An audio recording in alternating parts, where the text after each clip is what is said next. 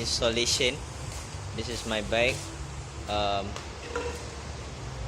It took me around 2 hours to figure it out.